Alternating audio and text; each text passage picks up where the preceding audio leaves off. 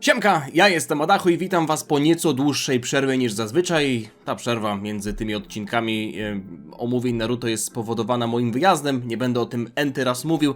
Generalnie nie było mnie tydzień, więc też nie miałem czasu na oglądanie Naruto. W międzyczasie pojawiły się chociażby quizy, do których też odsyłam, jeśli jeszcze tego nie widzieliście. I się tak zastanawiam, czy wy na mnie zrobiliście pranka? Bo z tego co słyszałem i czytałem w komentarzach, mówiliście, że teraz się zacznie, te dwa pierwsze arki to tam, wiecie, przedszkolne sprawy i tak dalej, teraz się zacznie. Ale przy okazji pytałem was o to, czy oglądać następny ark, który jest arkiem fillerowym, czyli to, o czym dzisiaj będziemy mówić, tych 12 strażników Shinobi. I tam też były pozytywne odpowiedzi, że w sensie, żebym obejrzał, bo to jest fajne. I ja połączyłem te dwie instrukcje. I nie wiem, czy wy na mnie zrobiliście pranka, bo ten ark wcale nie był aż tak zajebisty. Może chodziło wam o kolejny, który w sumie zapowiada się już znacznie ciekawiej, mimo tego, że widziałem dosłownie minutę akcji na końcu bodajże 71 odcinka. Do tego jeszcze dzisiaj przejdziemy, bo na początku oczywiście zajmiemy się arkiem tych 12 ninjów. I jeszcze jedna drobna sprawa. Dziękuję wszystkim za aktywność, za oglądanie tych filmów, doceniam to, nagrywam to dla was, ale nie dla wszystkich, bo na przykład dla kolegi Dzikiego Morona Hackshielda, który dosłownie 2 minuty po opublikowaniu przeze mnie odcinka Koku, czyli mojej serii, którą nagrywam od 6 lat, wrzuca komentarz: to mało kogo interesuje, kiedy następne sagi Naruto. Przykro mi się robi.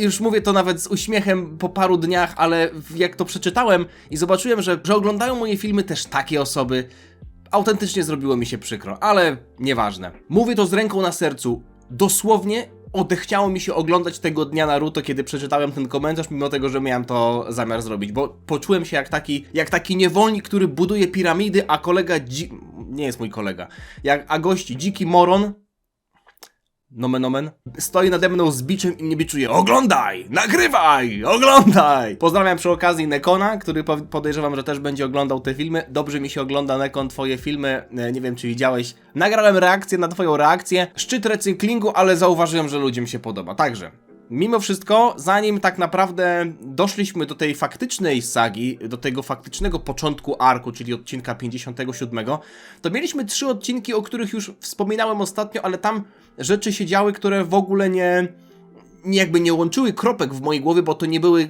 nawet 2 kropki, które można byłoby połączyć, tylko po prostu padła informacja, w zasadzie zobaczyliśmy ten sen Naruto, który już teraz wiem, że był o Sorze i nie chodzi o szpitalny oddział ratunkowy, ale to też był koszmar. Trudno wtedy po prostu było łączyć puzzle, wiecie, co jest z czym, chociaż i tak zobaczcie, jakie Naruto ma życie. Ja mówię, że to jest koszmar, ale on się budzi, mieszkanie na najwyższym piętrze z widokiem na Konohę, wychodzi sobie na balkon, pije drinka, w ogóle środek tygodnia, godzina 11, ludzie w robocie, a ten się dopiero zastanawia, co zje na śniadanie, żyć nie umierać. No i mieliśmy Saya, tak jak mówię, ostatnio już wspominałem o tej scenie, ale się zastanawiam, czy Sai uczący się relacji z książek, relacji międzyludzkich, to będzie taki rolling joke, to będzie taki żart, który się będzie przewijał non-stop przez całą serię, albo przez resztę serii, albo przez resztę obecności Saya, bo do mnie to trafia, mimo tego, że jest to trochę częste, albo w większości nawet scen w tym arku, jak mieliśmy Saya, to ten motyw był pokazywany, że Sai czyta książkę, wyczytuje coś w książce i na bazie tego jest pisany jakiś żart. To też chwilę później miało miejsce i to też była jedna z fajniejszych scen.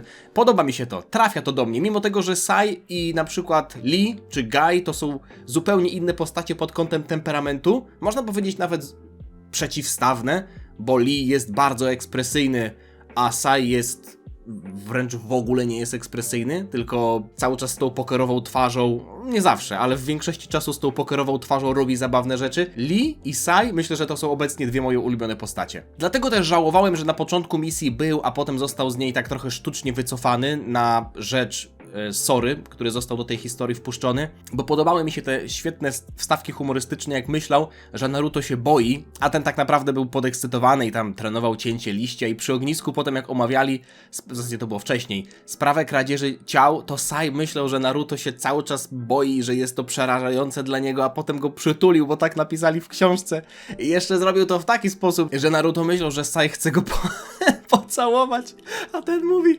myślałem, że tak będzie najlepiej. Nie, no to jest naprawdę dobrze napisana postać. Te żarty są z nią dobrze napisane. Bardzo go polubiłem, bo mimo tego, że jest to jakby nadal postać trochę bezuczuciowa, bez emocji, to jest to zupełnie co innego niż taki Gaara albo Sasuke.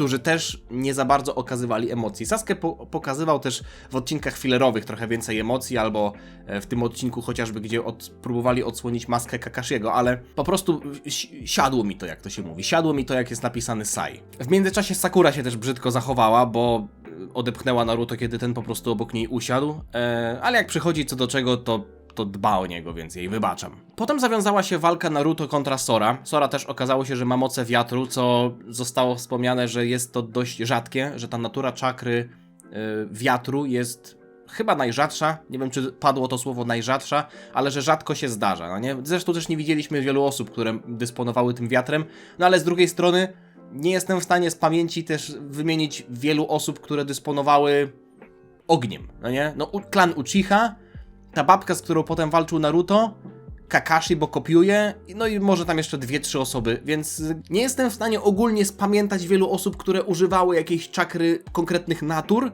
ale faktycznie tego wiatru było najmniej, bo pamiętam, że chociażby jak Hiruzen walczył z Orochimaru na dachu, to tam tego wiatru chyba w ogóle nie było. Banda łysych, na początku trochę się przestraszyłem, jak zobaczyłem bandę łysych, nie dlatego, że boję się łysych. Nie mógłbym patrzeć w lustro w tym wypadku. Chodzi o to, że jak zobaczyłem, że mamy 4 ukradzione ciała, mieliśmy jeszcze tych 4 złych i mamy jeszcze kilku łysych, to ja sobie myślę, i jeszcze Sora, jak ja będę w stanie spamiętać te wszystkie imiona? No nie będę w stanie, albo jeśli nawet nie będę w stanie spamiętać imion, ale oni będą jakkolwiek ważni, to nie mam możliwości, żeby tak krótki ark wykorzystał dobrze wszystkie postacie, które wprowadził. I do tego później też przejdę, bo moim zdaniem ten ark był po prostu przeludniony. Zaciekawiła mnie akcja, jak Naruto zobaczył pałac ze swojego snu, bo w pewnym sensie można to wytłumaczyć jako taki zabieg fabularny, że na początku śniło mu się to, a potem to widzi. Wow! I co z tego?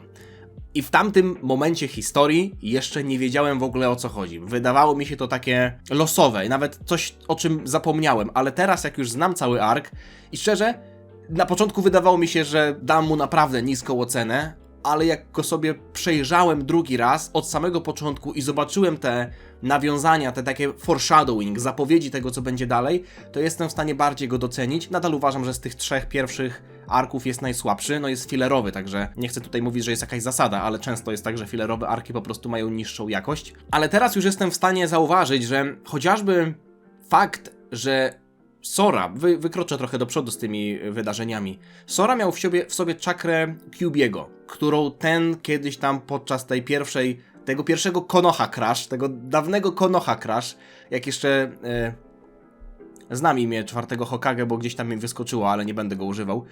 Kiedy właśnie 4. Hokage go zapieczętował, no to oni zebrali tę czakrę do słoika i wpuścili w Sorę. To oznacza, że być może czakra Kyuubiego, która była w Sorze, rezonowała z Naruto, to też widzieliśmy pod koniec arku, tylko że oni byli wtedy blisko siebie, ale może też jakkolwiek rezonowała z Naruto, kiedy on był daleko. I tak naprawdę ten sen Naruto to nie był sen Naruto, tylko to były wspomnienia Sory, które Naruto zobaczył w formie snu. Bo potem przyśniło mu się to drugi raz. Rzadko jest tak, że śni się dokładnie 2 razy to samo. W sensie to się zdarza, nawet w normalnym świecie, ale Naruto miał ten dziwny sen i potem zobaczył to drugi raz, kiedy Sora niszczył te świątynie. Więc ja to tłumaczę tak, nie wiem, czy to zostało powiedziane wprost, wydaje mi się, że nie, że ten sen to po prostu były wspomnienia Sory, które on zobaczył ze względu na to, że jakkolwiek rezonowała jego czakra z nim, no nie? Mówię, trudno było mi spamiętać te imiona, zwłaszcza jak mieliśmy te retrospekcje chwilę później z tej walki, kiedy ta 12 strażników Shinobi się podzieliła. Mieliśmy 4 ciała, które zostały ukradzione i to było Nauma, To, Seito i jakieś tam jeszcze na K. Oprócz 4 ukradzionych ciał mamy jeszcze 4 złych, mamy jeszcze... no, te 12 Shinobi, tam za bardzo dużych imion nie było. Mamy łysych, mamy Sorę, i naprawdę bardzo dużo postaci się pojawiło na sam start i niestety nie wszystkie zostały dobrze rozwinięte, albo w ogóle rozwinięte, albo wytłumaczone. Chociażby mieliśmy tę 4 złych, gdzie szefem był ten gość, co miał głos Zoro. Nie pamiętam dokładnie, jak on się nazywał, jaką ksywkę on sobie tam miał, coś na fy. Wszyscy tam się nazywali na fy. Filip, Franciszek, jakiś tam Frank, coś w tym stylu, nie? Frank. No to ten Frank, co miał głos Zoro, on jeszcze został rozwinięty, ale ta 3 jego kumpli, co walczyła potem z naszymi, raz w tych skałach, tych podziemiach, a potem już w Konosze, no to jakaś ich historia, cokolwiek, nic, skąd mieli te moce? Nic w tym stylu nie zostało powiedziane. Trochę cofnę się do wydarzeń jeszcze właśnie z Konoha Crash, tego arku zniszczenia Konochy. Tam była scena pokazana jak, teraz mi się tak przypomniało, jak Orochimaru właśnie walczył z Hiruzenem na dachu, wyciągnął 2 trumny i wyciągał 3. I tam z tych 2 pierwszych wyszedł pierwszy Hokage i drugi Hokage i Hiruzen bardzo chciał powstrzymać tę 3. trumnę, żeby nie dopuścić, żeby z niej wyszło też jakieś tam ciało, jakiś ktoś jeszcze. Domyślam się, że chodziło o 4. Hokage, ale teraz jak już jestem trochę dalej w historii i wiem, że do tego reanimation jutsu, do tego jutsu wskrzeszenia potrzebne są ciała, albo jakaś tam, w zasadzie nie, on tam miał ciała swoich żołnierzy, ale wpuścił te dusze tych oryginalnych Hokage do ciał i oni zmienili wtedy wygląd. To czy on też wszedł w posiadanie jakkolwiek duszy 4. Hokage? Dobrze kojarzę? No bo nie zostało to powiedziane wprost, że on miał w tej 3. trumnie 4. Hokage, ale wszystko na to wskazywało, więc też musiałby jakkolwiek wejść w posiadanie jego właśnie DNA, już nie pamiętam dokładnie jak to było, chyba chodziło o DNA, włosy, możliwe, że włosy miał. Jeśli głupoty gadam, to sorry. Jeszcze odnośnie tej 12 ninja, tych strażników shinobi, powiedzcie mi, czy dobrze kojarzę, bo wydaje mi się, że dobrze to skojarzyłem, czyli 12 strażników shinobi to była elita z całego kraju ognia, wyznaczona do ochrony daimyo, czyli tego feudalnego lorda, w One Piece też był daimyo. Generalnie to jest taki, nie wiem, czy to będzie dobre porównanie, ale w kraju ognia mamy tego daimyo, czyli takiego jakby prezydenta bardziej o charakterze politycznym, ale Hokage to jest taki minister wojny albo marszałek o bardzo dużym autorytecie, porównywalnym też do tego daimyo, czyli po prostu oni są też władcami, tyle że zajmują się czymś innym. Ten jest od wojny i spraw militarnych, a ten jest od spraw politycznych. I po prostu w pewnym momencie wśród tej 12 tych elitarnych strażników, którzy mieli chronić daimyo, zrobił się wyłam. I oni chcieli obalić Hokage, żeby kraj ognia miał tylko jednego króla. Plus chcieli później też zaatakować inne kraje, no to co już jest absolutnie nieakceptowalne. To też było trochę głupie, bo potem było powiedziane, Yamato to mówił, że chcieli pokonać inne kraje, te 5 wielkich nacji, żeby wszyscy się zjednoczyli pod sztandarem kraju ognia. I był pokój. Czyli chcecie osiągnąć pokój, a w zasadzie chcecie zniszczyć pokój, wprowadzając wojnę, żeby potem osiągnąć pokój. Okej. Na szczęście ci rebele zginęli, więc 6 zginęła. Zginęło też 4 tych grzecznych, więc wygląda na to, że przeżyło 2, Asuma i Łysy. Churiki on się nazywał? Nie Churiki. Chiriki on się nazywał, nie Churiki. Właśnie chodzi mi o to, że mamy słowo Jinchuriki i mamy tego łysego Chiriki, który był ściśle związany z Sorą i ja w pewnym momencie myślałem, może to jest jakkolwiek połączone. Może na przykład on wszczepił tę moc do Sory i stąd się wzięła nazwa Jinchuriki, ale w zasadzie nie chciał nazywać tego swoim imieniem, bo wszyscy by się domyśleli, że to on, więc trochę pozmieniał literki. To tak jakbym na przykład ja stworzył potwora i nazwał go Ahado i potem się wszyscy by zastanawiali, ciekawe kto to zrobił. Jeden wątek mi na początku trochę śmierdział, ale potem jak widziałem jak Naruto się zreflektował, to trochę mi był w stanie zrekompensować. Mianowicie to, że Naruto powinien się już nauczyć, po przypadku Gary, że są postacie w tym świecie, które mogą na przykład mieć podobną przeszłość do niego. No bo Gaara na początku był przez niego nielubiany, ale potem poznał przeszłość Gaary i się zakumplowali. I ten motyw w Naruto mam wrażenie, że on jest dość częsty. Że na przykład z Saiem było podobnie. I po Gaarze i po Saju Naruto prowokuje tego Sorę, nie zna jeszcze jego wtedy przeszłości, ale potem widzi tę przeszłość, bo widzi jak na przykład inni z tej świątyni patrzą na Sorę i mówią, o, te oczy! Czyli on kojarzy już, że Sora może mieć jakąś złą przeszłość i że nie powinien go w ten sposób oceniać, a potem i tak go prowokuje.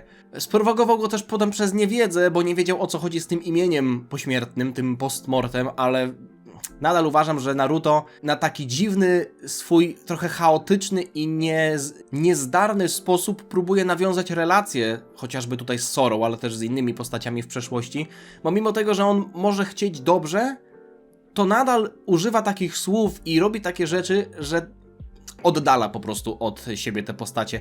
Wiadomo, skończyło się okej, no bo jak miało się skończyć, ale nawet nie wiedząc jaką Sora miał przeszłość, Naruto po prostu jest trochę wyszczekany bardzo i jest taki prowokujący. Danzo.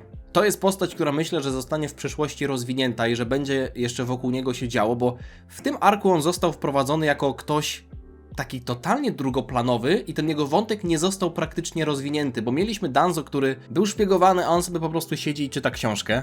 Tsunade wysłała Anbu do kontrolowania Danzo, bo dziwnie, że się zgodził, żeby zostawić Saya w drużynie Kakashiego, a to tak naprawdę sam Sai poprosił, żeby zostać w tej drużynie, bo ma tam kolegów. Potem zaczęła się walka na polu, w zasadzie walka, próba dogonienia tych jeżdżących trumień i tak jak mówię, Naruto nadal na swój głupi sposób próbował, nie wiem, zyskać sympatię Sory w taki sposób, że go upokarzał, nie wiem, to nie działało, mimo wszystko, co myślę na ten temat, to już powiedziałem. Potem ten zły łysy zrobił góry, takie jak były w Saiyansadze w Dragon Ballu Z, jak Goku walczył z Vegetą. W ogóle zastanawiam się nad tym, skąd oni mieli tyle czakry, bo wydaje mi się, że takie, czy to było genjutsu, czy to były prawdziwe góry, góry chyba były prawdziwe, ale też Naruto w pewnym momencie sprawdzał, czy to nie jest genjutsu, więc ogólnie takie jutsu musiało pochłonąć bardzo dużo energii, bardzo dużo czakry. Skąd oni to mieli? Bo na przykład mieliśmy potem motyw, że ta babka zmieniała ciała, dlatego miała możliwość korzystania z 5 natur czakry. Skąd to się wzięło? Nie kojarzę, żeby to zostało powiedziane. Byli w stanie zyskiwać umiejętności albo jakoś absorbować czakrę pokonanych przez siebie osób? Bo oni też potem mieli armię zombie, ale wydaje mi się, że to była trochę inna technika. Więc gość robi olbrzymie pole skał. Potem jeszcze mieliśmy w tym Konoha Crash, jak ona robi tę barierę wokół całej wioski i kurde, nie jest w ogóle powiedziane, skąd oni są tacy silni. To mi trochę tutaj nie zagrało, chyba że to ja jestem głupi i czegoś nie wykryłem. Mieliśmy te walki z pachołkami tego Zoro. Najzabawniejsze było to, jak Naruto przypomniał sobie o swoim pierwszym pocałunku, który nawet nie był z dziewczyną. Dziwne to było, bo Sai na początku walczył z jakąś kobietą i ta walka nagle się przerwała i powiedział, że w sumie nie jestem taki głupi, żeby walczyć z tobą na twoim terenie. I gdzieś poszedł nagle, gdzieś pobiegł i pomógł Sakurze, wbił się w jakiegoś pająka, a potem Sakura go uleczyła i w zasadzie tyle się skończyło, więc to był taki moment tego arku, który chyba podobał mi się najmniej. W ogóle pierwsza połowa podobała mi się najmniej, bo dużo rzeczy się działo takich, które mnie nie interesowały ze względu na to, że nie było w ogóle zbudowanego napięcia. O, to jest też coś, co chciałem powiedzieć. Komplementowałem chociażby ark Tenchi, mostu Tenchi, bo tam mieliśmy budowane napięcie non-stop i w pewnym momencie nastąpiło rozwiązanie. Tutaj tego napięcia nie było w ogóle. Mamy przedstawiony jakiś problem i w zasadzie od samego początku wiemy, co jest 5. Wiadomo, są jakieś tajemnice pokroju tego, skąd Sora ma tę moc, albo jaka jest relacja jego z tym Zoro, z tym gościem, którym był głównym złym, albo Asuma, ale to było takie wszystko, takie właśnie filerowe. To jest dobre słowo, że to się pojawi, może trochę jest kanonem, może nie, to też mi możecie powiedzieć, bo wiem, że niektóre arki trochę mieszają kanon i filler, więc nie wiem, czy na przykład ta historia Asumy to jest filler czy kanon. Wyglądało trochę jak kanon, szczerze. Ale na przykład ten Sora, czy w ogóle ci źli, oni się pewnie gdzieś tam może w historii jeszcze przewiną, ale czy to będą ważne postacie? I od początku domyślałem się, że nie.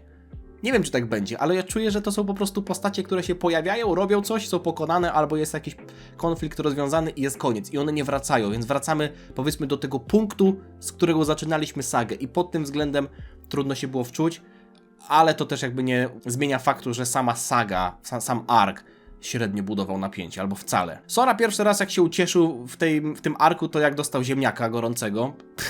I jak się potem okazało od postaci, która jest mu dość bliska, chociaż wtedy jeszcze nie wiedziałem, o co chodzi. Ten w ogóle Zoro jak Turles gryzł ziemniaka. Turles postać z filmu kinowego Dragon Ball Z, ten z owocem, który cały czas walczył i gryzł owoc, bo się wzmacniał. I to już potem stało się tak notoryczne, że nawet w seriach jakichś tam promocyjnych Super Dragon Ball Heroes wrzucali Turlesa, który non-stop gryzie. Zoro tutaj po prostu gryzie tego batata podczas walki, aż mi się skojarzyło. No a Naruto trafił na przeciwnika z 5 naturami, podejrzewam, że pewnie też bez przypadku, bo jest w trakcie treningu, który jest z tym ściśle związany, chociaż tak naprawdę teraz z perspektywy czasu jestem w stanie powiedzieć, że to mało mu pomogło opanować w zasadzie coś więcej. Mieliśmy potem fajny moment, do którego jeszcze potem przejdę, związany z tą jego naturą wiatru, ale sama walka w zasadzie polegała na tym, że on był gnojony i miał tylko kilka fajnych momentów. Mieliśmy 5 znaczków na palcach i to jest coś ciekawego, bo kojarzę to z taką pieczęcią, której niektóre postacie używały, żeby na przykład w Naruto coś zapieczętować, albo generalnie związane to z tym Jinchuriki, no nie? Więc jak ten Zoro uderzył w ten sposób Sorę, to wtedy już mi się zapaliła lampka, że może on faktycznie mieć coś wspólnego z Jinchuriki. Że może być. Wtedy myślałem, że może on być faktycznie Jinchuriki. Teraz myślę sobie, że to byłoby głupie, gdyby w filerowym arku został wprowadzony tak ważny gość jak Jinchuriki, no bo mimo wszystko to jest ważny element historii. I też te palce skojarzyły mi się, wiecie z czym?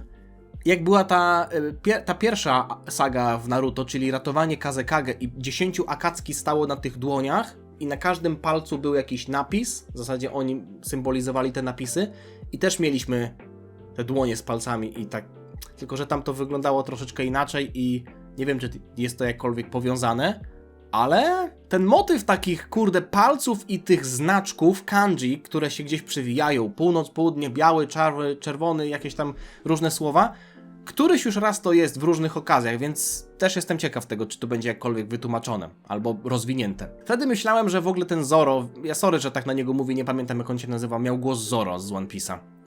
Wie o jakiejś mocy Sory i chce go sprowokować, bo chce na przykład ją ukraść. Wtedy myślałem, że może jest tak, że ta babka chociażby, która walczyła z Naruto, ona jest w stanie używać 5 natur czakry nie dlatego, że jest tak utalentowana, tylko dlatego, że oni mają umiejętności kradzenia umiejętności innych. Czyli ona walczyła z kimś, kto miał wiatr, więc go ukradła. Walczyła z kimś, kto miał ogień, ukradła. Dlatego ona jest w stanie używać tych natur. Nie do końca tak było. Szczerze, nawet ta moja teoria podobała mi się bardziej niż to, co się okazało. Mieliśmy świetne użycie klonów przez Naruto. To był jeden z fajniejszych momentów. Kreatywne użycie klonów. No i wiedziałem, że tak będzie. Jak Sakura zobaczy, że Naruto się całuje z babką, zamiast walczyć, poszli na stronę i polecieli w ślimaka. No nie, to był tylko atak. Ale jest trochę zazdrosna, co? Jest trochę zazdrosna. I wtedy była dziwna scena. W pewnym momencie podczas tej sceny Sora poczuł coś i zaczął uciekać. O co chodzi? Czy oni z Naruto są jakkolwiek połączeni umysłami? Że on czuje, że Naruto jest w zagrożeniu, jest w niebezpieczeństwie i nagle ucieka, tak jakby w ogóle jego ciało zareagowało samo? Myślę, że tutaj chodziło po prostu o tę czakrę. Zastanawiałem się też, jak to będzie wyglądać, jeśli ta babka wyssała z Naruto jego niebieską czakrę, czyli powiedzmy jego czakrę, i została tylko ta czerwona. To znaczy, że Naruto już nie ma w sobie obecnie niebieskiej czakry i musi ją ewentualnie zregenerować, a to oznacza, że jeśli chciałby walczyć, to musiałby używać czakry Kyuubiego? No, walka się zakończyła chwilę później, więc odpowiedzi nie dostałem, chyba że wy mi powiecie. Gang Łysego się znowu przydał, w zasadzie nic nie zrobili, oprócz tego, że groźnie sobie powyglądali i to wystarczyło, bo przeciwnicy uciekli. No i niestety Sai został sztucznie wyłamany z drużyny, został odstawiony na ławkę rezerwowych, bo złamał rękę i kontuzja i został wrzucony do szpitala, a na jego miejsce pojawił się Sora. W ogóle ta drużyna Kakashiego to też jest taka zabawna, ale do tego też zaraz przejdę. Pamiętam, jak pierwszy odcinek nagrywałem z Naruto i w ogóle zacząłem oglądać to anime, to zastanawiałem się bardzo nad tym, gdzie na osi czasu, jakbyśmy mieli to porównać do naszych czasów, jest umiejscowiona ta historia. Czy raczej starożytność, czy może już jakaś nowożytność, a może współczesność, a może przyszłość, gdzie jest świat na przykład zniszczony, ale zostały jakieś elementy starej cywilizacji. Bo na przykład Tsunade ma fotel biurowy na kółkach, który wygląda jak normalny fotel biurowy, ale mimo wszystko zasłony w oknach z jakiejś wikliny. No to, jak to się mówi, konia z rzędem temu, który będzie w stanie to gdzieś umieścić na osi czasu. Zastanawiam się też, w zasadzie od już dłuższego czasu, co oznacza ten czerwony wirek na plecach. Jak na niego patrzę, to mam ochotę go dotknąć. Nie wiem, czy też tak macie czasem. Ja bym chciał, żeby on był wypukły. Wklęsły w tych miejscach, gdzie są te kreski i wypukły na brzuszkach. Dziwne? Mam nadzieję, że jak kiedyś zobaczę jakiś cosplay Naruto, na przykład na jakimś Pyrkonie, albo Naruto, albo w sensie jakiejkolwiek postaci z Naruto i będzie taki gościu, to będzie miał ten strój z wypukłym i ja to będę mógł dotknąć. Nie wiem. Trochę głupi chyba jestem, jak tak teraz sobie myślę. Skoro ciała ninja przechowują jakieś informacje po śmierci, to nie lepiej byłoby w niektórych przypadkach je po prostu skremować? Nie wiem, czy to jest dobra myśl, ale jeśli mamy sytuacje, w których w zasadzie nie korzystamy z informacji, które są w ciałach i jest tylko ryzyko, że ktoś je wykradnie, no to po co coś takiego robić? Nawet jeśli można byłoby wyciągnąć z nich informacje, chociaż czy DNA, można byłoby chyba zrobić marionetki, tak jak Orochimaru, bo wystarczyłoby DNA, a czy DNA zostałoby na przykład w prochach? Nie wiem. Wy mi powiedzcie. Zdziwiłem się, jak Sora został wyrzucony przez Tsunadę z jej gabinetu. Myślałem wtedy w pierwszej chwili, że może ona go zda i że go nie lubi, że on jest jakiś zły. Ale zostało to obrócone w żart, bo tam niby ją wyzwał. Ale za to Asuma go zna, co też potem zostało wytłumaczone. No i mówię, ten team Kakashi, drużyna Kakashiego. Nie ma tam ani Kakashiego, bo jest Yamato. Za Sasuke oryginalnego wszedł Sai, który obecnie teraz jest w szpitalu, więc za zamiennika Saia wszedł Sora, więc ta drużyna Kakashiego jest już tylko drużyną Kakashiego z nazwy.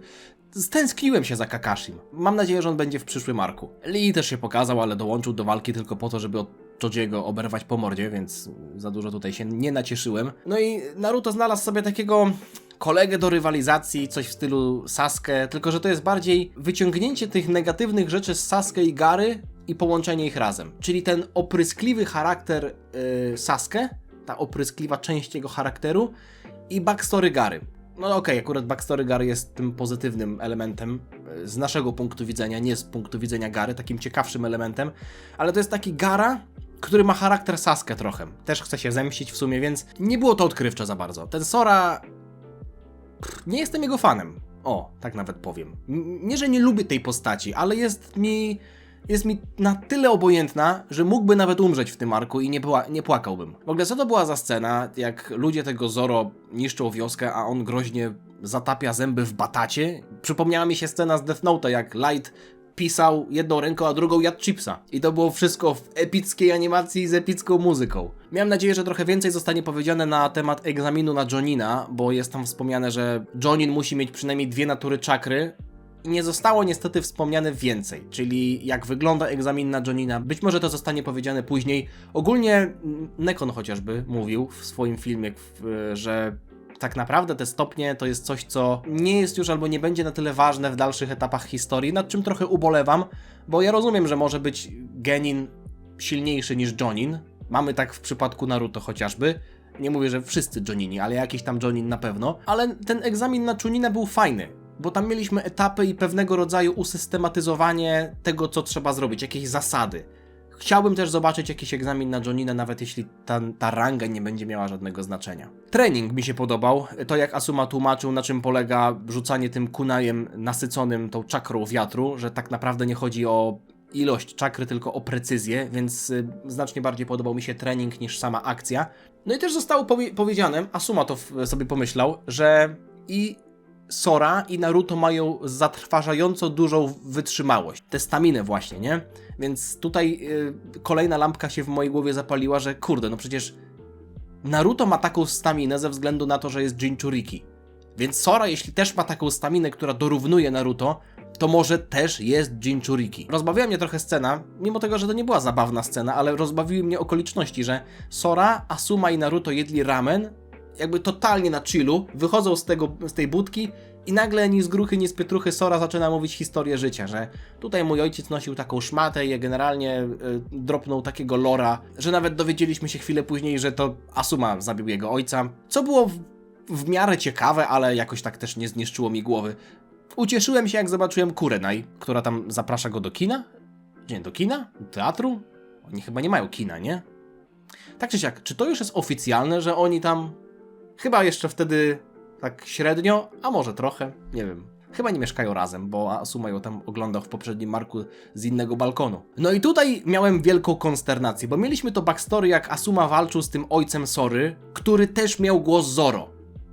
Czyli on jednak przeżył? Wtedy się zastanawiałem, no ale Asuma się tam potem przyznał, że tak, ja zabiłem twojego ojca i nawet przyszedł potem ten białowłosy i powiedział: chcesz wiedzieć, kto zabił twojego ojca? Asuma. No to jeśli on miałby być tym ojcem, to by nie powiedział, że kto zabił twojego ojca. Okazało się, że tak było. Myślałem, że to może jakiś wujek. I mieliśmy fajną scenę, jak Sora wścieknięty był po tej właśnie informacji i tak zrobił cięcie tym kunajem, że przebił się przez drzewo i nawet skałę. Podobało mi się to, bo to przypomina mi sytuację, jak Naruto był zdenerwowany i walczył z Sasuke. To było bodajże na końcu pierwszej serii, gdzie też jedyny raz zrobił Rasengana jedną ręką, bez pomocy klonów. Więc to był taki moment, w którym można było wytłumaczyć, że w ferworze walki, w ferworze sytuacji trochę zmusił swoje ciało do tego, żeby wykonać tę technikę dobrze.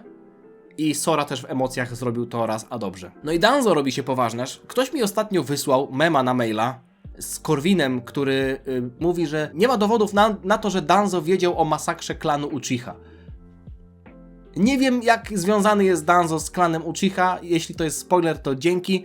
Generalnie wiedzieliśmy tutaj, w tym etapie tego arku, że Danzo niby się tam dogadywał z Wioską Deszczu, a w zasadzie wysłał tam swojego szpiega na własną rękę. Mieliśmy wielki powrót Ibikiego, czyli gościa od tortur. W zasadzie, no, w końcu trzeba kogoś torturować. Do tej pory nie było takich sytuacji, aż o Ibikim zapomniałem. I trochę się nawet jarałem na to, ale potem przyszła Rada Starszych. I w sumie ona też się w końcu na coś przydała, bo się okazało, że ten gość był też podwójnym szpiegiem, więc jest konoszanym ziomkiem, że tak powiem, nie jest zdrajcą. Rada Starszych trochę zapunktowała, szkoda, że kosztem Ibikiego, ale myślę, że ta cała scena to jest jakiegoś rodzaju budowanie relacji na linii Danzo, Wioska Deszczu. W zasadzie wioska ukryta w deszczu. Bo ja mówiłem chociażby wioska ukrytego liścia, a to nie liść jest ukryty, tylko wioska w liściach, więc to jest wioska ukryta w liściach. Więc myślę, że ten właśnie wątek Danzo Deszcz zostanie jeszcze rozwinięty. Rozbawiła mnie kolejna scena, jak Naruto broni Sorę, przyjmuje 9 shurikenów w plecy i potem mówi: daj ziobu, daj ziobu. Co prawda zemdlał potem, ale to było zabawne, że zemdlał dopiero później, jak chciał się ruszyć. Widzieliśmy potem Sorę, który pierwszy raz pokazał czerwoną czakrę, takiego trochę Kyubiego. I mieliśmy powiedziane, że to jest drugi raz ten sam sen, więc już było bardzo mocno pokazywane, że między Sorą a Naruto jest jakiś związek, ale nie podobała mi się scena, w której on wbiega do gabinetu Tsunade, rzuca się na nią, żeby ją uratować, ratuje jej życie i przez okno wlatuje Sora, więc Naruto, będąc na zewnątrz, zobaczył, że Sora chce zaatakować Tsunadę, więc zdążył wbiec do budynku, uratować ją i on wleciał do budynku i Tsunade tego nie zauważyła. Powiem wam tak, jeśli miałbym układać ranking użyteczności w tym arku, to tier D, u mnie zazwyczaj najniższy, byłby oblegany. Na pewno Tsunade by się tam znalazła. Co to w ogóle jest? Ona jest Hokage i nawet podczas tego przesłuchania nic nie zrobiła, bo się okazało, że jest rozegrana i przez Danzo, i przez tę Radę Starszych, a jak się już zaczęła ta inwazja, to jedyne co to siedziała przy biurku. I nawet nie była w stanie zauważyć, że Sora ją atakuje. Okej, może praca papierkowa, ale kurde, no ona jest Hokage. Ja bym też chciał zobaczyć, jak ona, nie wiem, trochę wali, nie? A nie tylko tam wysyła Shizune i mówi: Shizune, biegnij po moją herbatę! A Shizune: jest, madam, jest! Aura Kyubiego rozpierdala Konohę, a Tsunade przy biurku: Shizune, co tu robić? Chyba musimy się wziąć do roboty. Zwłaszcza potem, jak Sora i Naruto biegną, uciekają po dachach i Tsunade jedyne co robi, to krzyczy: chłopaki, stójcie! A, uciekli, dobra. Pasjansa mam do ułożenia. Będzie dobrze. Daj ziobu, kurwa. Trochę się zrobił fajny klimat, muszę przyznać, zwłaszcza jak światła zaczęły znikać, gasnąć. Taki trochę Konoha Crash 2. Mówię, mocny kadr na biuro, Tsunade nadal siedzi. Niezależnie co się dzieje, stołek jest ważny. Mieliśmy nawet zalążek walki z Sanjiego i Zoro, bo ten gość ma głos Sanjiego, a ten zły ma głos Zoro, także akcent One Piece'owy. No i tutaj dużo tych Joninów padało, tak zakładam, że to byli Jonini, ale padali jak muchy, więc no mówię, Jonin Joninowi nierówny. Nekon mówił o High Joninie, nie? Że też jest Jonin i jest High Jonin. Czyli w wolnym tłumaczeniu cześć Jonin, High Jonin. Żartuję, wysoki Jonin, nie? To byli chyba tacy low Jonini. Potem mieliśmy to Jutsu Hore. Ja pierdzielę, baba zrobiła 4 wieże, otoczyła całą Konohę jakąś niepenetrowalną barierą. Ile to musi żreć czakry? Skąd ona ma na to czakry? Ja nie zaglądam innym do portfela, skąd on ma na to pieniądze, tylko pytam, skąd ta postać się wzięła, skąd ona umie to jutsu i skąd ona ma tyle czakry. Ona nawet nie musiała stać w miejscu, żeby to podtrzymywać, tylko puściła i mówi: dobra, to zrobione, idę. Nie było wyjaśnione, skąd mają tyle siły, skąd mają te natury czakry. No babka było wyjaśnione, skąd ma te natury czakry, ale mało było poruszonych mocy. W zasadzie to były takie postacie, które musiały pomagać głównemu złemu i musiały w pewnym momencie zostać pokonane przez różne postacie, które po prostu na tym były budowane, że na przykład Sakura poradziła sobie z jakąś trudnością, Naruto sobie poradził z jakąś trudnością i tak dalej. Mało mnie to wciągnęło ze względu na to, że ja na to patrzyłem być może trochę płytko, bo rozumiałem cały ten kontekst fabularny, czego oni chcą, czemu chcą zniszczyć Konohę, skąd się wzięli, skąd są te ciała i tak dalej.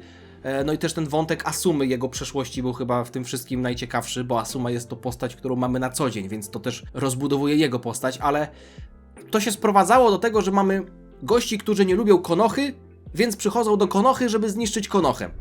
I uwaga, nie uda im się, bo to filler. Mieliśmy jeszcze armię zombie, co to już w ogóle tak zajechało filerem i że tym, że pewnie się uda wszystko odkręcić, a nowe postacie znikną. No i tutaj też była ciekawa kwestia.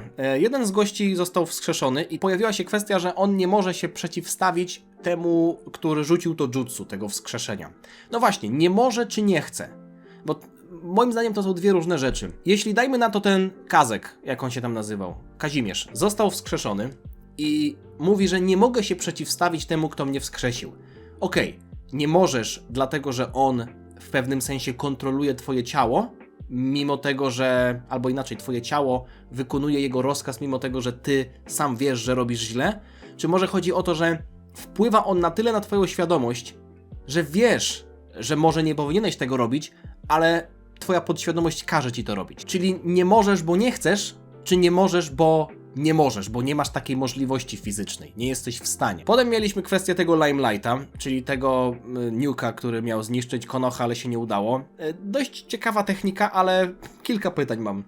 Było powiedziane, że 4 osoby muszą się pojawić w 4 określonych miejscach i wtedy połączą się i będzie rozpierducha po środku. A czy można zrobić to w 3 osoby?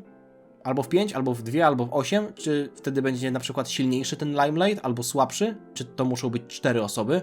A jeśli na przykład są to 4 osoby, to czy można zrobić to z klonami? Naruto mógłby zrobić Kage Bunshin i wtedy robi Limelighta, jeśli by umiał, z 3 klonami? No i jak ustalić te miejsca? No bo oni musieli iść w określone miejsca, a jeśli by na przykład im nie starczyło czasu i mówią, dobra, nie zdążymy dojść do miejsca A, więc zróbmy to 10 metrów wcześniej. To by nie zadziałało? Nie no, chyba by zadziałało, bo oni potem widziałem, że rzucali to jutsu na ziemię. Czy to musiały być równe odległości? To było takie niedopowiedziane. Nie mówię, że głupie, ale niedopowiedziane. No i Naruto w ogóle nie używał Kyuubiego, co też mnie trochę irytowało. Jestem w stanie to zrozumieć, bo w sumie też na tym trochę się opierał ark, że Naruto chciał pokazać też Sorze, że nie musi używać Kyuubiego, żeby być wartościowym i żeby sobie poradzić z problemami. No i też sam Naruto potem powiedział, że nie chce korzystać z tej mocy, ale w sytuacji, kiedy on był gnojony przez tę babę, co go chciała całować, nawet oczka mu się nie zaświeciły. Może to też kwestia tego, że on nie był wściekły, bo zauważyłem, że on włącza Kyuubiego, jak jest zdenerwowany, a potem nawet jak już walczył z tym przetransformowanym Sorą, to on nie był na niego zdenerwowany, więc może dlatego nie używał tej czakry. Ci goście, którzy robili tego Limelighta, sobie szli, zamiast biec, tak sztucznie budując napięcie, którego w tym arku, tak jak mówię, nie było. Cała końcówka była przeludniona, bo mieliśmy multum walk, wiele bezsensownych, takich bez klimatu walk, już nawet nie mówię o tych Shikamaru i tak dalej, ale te postacie wskrzeszone zostały tylko po to, żeby iść i potem i tak im się nic nie udało zrobić, bo 3 osoby doszły na miejsce, żeby rzucić tego Limelighta, a 4 nie doszła. Łysi nagle zniknęli, nie wiem, lepiej byłoby się skupić na połowie mniej osób, ale mimo wszystko bardziej je rozwinąć.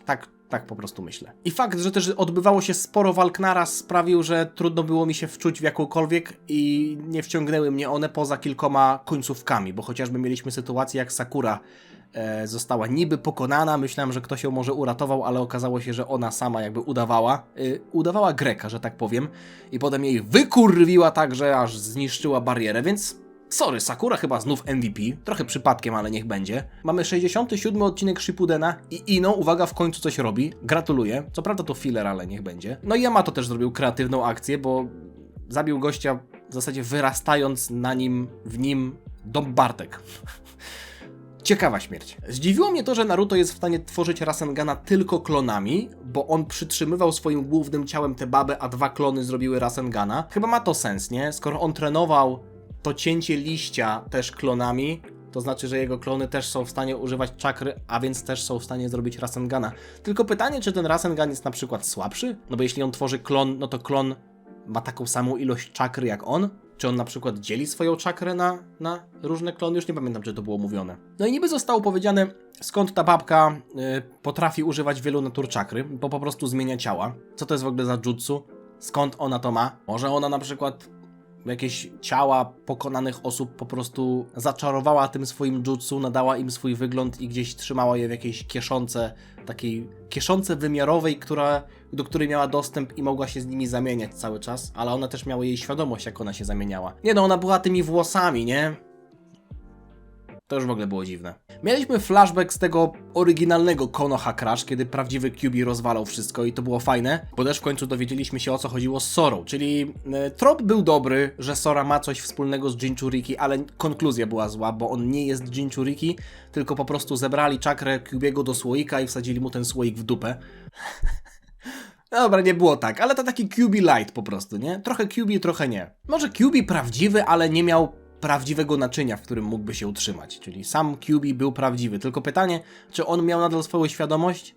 No bo jeśli Naruto ma w głowie Kyuubiego, z którym jest w stanie gadać, a tak naprawdę ten prawdziwy Kyuubi jest w ciele Naruto, a tylko czakra Kyuubiego jest w ciele Sory, to znaczy, że on, Sora, w sobie nie miał tego Kyuubiego w takim sensie osobowym. Nie mógł z nim rozmawiać, dyskutować i negocjować. Końcówka walki Asumy i tego Kitane, to był Kitane, teraz sobie przypomniałem, też taka szybka. Asuma na offscreenie wydostał się z klatki, pokonał Kitane jednym ciosem, super. Znów mieliśmy znaczki na palcach, znów mieliśmy tę pieczęć i tutaj się zaczęła finałowa część tego arku. I ja mówię, dobra, dawać mi walkę dwóch Kyuubich i ratujemy ten ark. Macie jeszcze 3 odcinki, damy radę, dawajcie walkę 2 Kyuubich.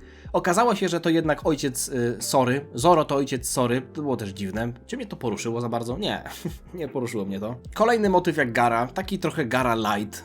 Kyuubi light, Gaara light, Naruto się trochę biczował, że nie ogarnął znaczenia tego snu. Wiecie, ten motyw, że mamy zmianę w Kyuubiego, że mamy ten płaszcz 9-ogoniastego, który mamy w przypadku Naruto, to jest taki motyw, który podoba mi się tylko w przypadku Naruto właśnie. To jest trochę unikatowy motyw dla niego. Ja wiem, że on ma prawdziwego Kyuubiego w sobie, to jest główna postać, rzecz jasna, to też pomaga, ale jak Sora zaczął się zmieniać, to była dla mnie taka podróbka. Bo on jest trochę podróbką Kyuubiego, nie? Podróbką Jinchuriki w zasadzie. Minutę po tym, jak zacząłem się zastanawiać, czy Yamato byłby w stanie zapieczętować tę moc w Sorze, ale w sumie chyba nie, bo do tego potrzebne były komórki pierwszego Hokage, ale też naszyjnik pierwszego Hokage, który ma Naruto, a Sora nie ma, zostało to powiedziane. I wtedy się zacząłem zastanawiać, może będzie taka taktyka, że inni go przytrzymają, Naruto zdejmie swój naszyjnik, nałoży Sorze i wtedy Yamato go tam zapieczętuje. Nie było tak, co trochę mnie zdziwiło, bo moim zdaniem to byłoby sensowne, zwłaszcza jak on jeszcze nie był tym Kyuubim z 4 ogonami. I no nawet chciała się przydać, doceniam to, w ogóle zapomniałem, że ona jest w stanie zmieniać świadomość z przeciwnikiem, ale tutaj akurat trafiła na złą osobę. No i ta walka Naruto z Sorą, nie wiem, były momenty, które naprawdę były głupie, jak Naruto bezsensownie wbiegał w niego, bez używania mocy Kyuubiego, obrywał tylko raz za razem. Może chciał Sorę wziąć na litość, może chciał mu pokazać, że on nie musi się transformować, tak jak powiedziałem przed chwilą. Może myślałem jeszcze, że mają te karteczki na czoło. Pamiętacie, co Jiraiya mówił, że karteczkę można, jak Naruto miał pierwszy raz karteczkę na czoło, to pieczęć nałożoną. I patrzyłem też na to w takim sensie, że może Sora musi się zmienić w to, w co zmienił się ostatnio Naruto, żeby Naruto mógł zobaczyć, jak to wygląda i też się czegoś nauczyć. Że tak naprawdę on nie pamiętał, jak się zmienił w tego 4-ogoniastego. Nie wiedział, że to on zranił Sakurę. Więc teraz, widząc Sorę w tym stanie, wiedząc, że on też się tak zachowywał, może odkryje też coś w swojej mocy, może będzie bardziej w stanie ją kontrolować i w sumie tak to się skończyło, że Naruto był w stanie swoją silną wolą ujarzmić Kyuubiego, co mi się akurat bardzo podobało. Jestem ciekaw w ogóle, czy to, że on pokonał, że on powstrzymał Kyuubiego sam, swoją silną, 4. ogon w zasadzie sam powstrzymał, nie? No to już jest kozak. Czy to było kanoniczne, czy to nie było kanoniczne, czy to jest faktyczny rozwój Naruto, czy tylko takie coś, co wrzucili do fillera. Inni w ogóle stali i patrzyli, szkoda gadać. Oni niby coś tam próbowali, ale to było takie statyści dosłownie, statyści. Sakura tylko przyszła pomóc, nie? Także kolejny raz, Sakura, masz ode mnie kciuka. Sai nawet przyszedł ze szpitala. To było zabawne, jak powiedział, że nie mógł spać w szpitalu, bo coś tam się dzieje. No, niszczą nam ogólnie wioskę, więc nie mogłem spać w szpitalu, więc przyszedłem i powstrzymał tego Zoro, który też Kazuma się nazywał. To też było takie zabawne. Wziął i sobie zginął, nie? No lepsza była końcówka. Kazuma pyta, co teraz z krajem ognia? A Asuma mówi, że w sumie nic. Bo to filler. Przecież to się nie wydarzyło tak naprawdę. Tsunade ruszyła zadek, a przynajmniej tak mi się wydawało. Jak zobaczyła, że Konoha jest zniszczona, a nad Konohą jest wielka aura z mordą Kyuubiego, to mówi, w sumie jestem Hokage. Wypadałoby coś zrobić, nie? Bo nie zagłosują na mnie w kolejnych wyborach. Ale się skończyło, w zasadzie wystarczyło poczekać, bo się samo wszystko ogarnęło. Czy przeczekać? Ja to widzę tak, że Sora siłą woli, bo jakby wróciła do niego ta jego świadomość, więc on siłą woli wyrzucił z siebie tę czakrę Kyuubiego, a że ona nie miała naczynia, to po prostu wyparowała. Ale Sora sam się jej pozbył, więc to nie było tak, że wystarczyło przeczekać, tylko Sora sam wyrzucił tę czakrę Kyuubiego z siebie, dzięki temu wrócił do normalnego ciała. Czyli w sumie już chyba nie ma tej mocy, tak by na to wychodziło. Sai też był biedny, chciał się tam dołączyć do ekipy, oni go wyśmiali i nawet nie wiedział o co chodzi, także Sai, ja jestem z tobą. Tsunade się zajebiście przydała, nie? W momencie, w którym ona podniosła ten zadek z krzesła, to już się skończył cały ark, chociaż pasuje do niej ten pseudonim, który był w jej arku powiedziany, ta siedząca kaczka, ona tylko siedzi, nie? I kwacze. No ale na samym końcu, kurde, dymy się zaczynają, bo mamy, uwaga, 2 nowych Akackich, Hidan i Kakuzu i jeszcze coś, co mnie chyba jara najbardziej, 2-ogonowy Jinchuriki. Czyli mamy kolejną postać, która jest ważna, jakaś blondyna z nieznanej mi wioski, Akatsuki za nimi biegają, ten Hidan, kurde, jakiś FIFA, Rafa, Lovelas, taki wydaje się, powiem wam, że kurde, chyba go będę lubił. Jeśli o tym arku mówiliście, że on będzie taki super, to te 2 minuty, które widziałem tej zapowiedzi, są fajne, są zachęcające. Zostawcie lajka, jeśli wam się podobało. Kurde, ark fillerowy, a ja gadam o nim praktycznie godzinę, no to taka rekompensata za to, że nie było długo filmu. Mam nadzieję, że wam się podobało. Czekam na wasze komentarze, proszę o niespoilerowanie i przede wszystkim proszę o to, żebyście mnie nie popędzali, dobrze? Bo naprawdę przyjemność kończy się wtedy, kiedy jest mus, a ja nie chcę mieć musu. Dobrze mi się to ogląda samemu i dajcie mi to oglądać w moim tempie. Dziękuję. Dziana!